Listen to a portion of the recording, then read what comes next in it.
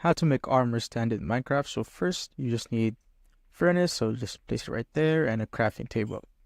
Now you will need 3 cobblestone, so just open up the furnace, put the cobblestone, and of course put the coal, and just wait for this to finish. Once that's done, just simply get the stone, and just put it again on the furnace to make it a smooth stone. Now as you can see, we now have our smooth stone, so just simply get that, put it in your inventory. Now just open up the crafting table and put the oak log that you have, and it will be made into 4 oak planks. Now once you have that, you simply need to place the planks right here and just distribute it like that, so above one another, so it will become a stick. So just simply get the stick. Now once we have the stick, just simply go back.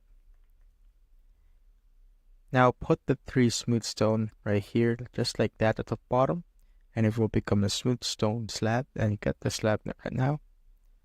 Then once that's all done, just get the slab and put it here on the middle, so only one will do.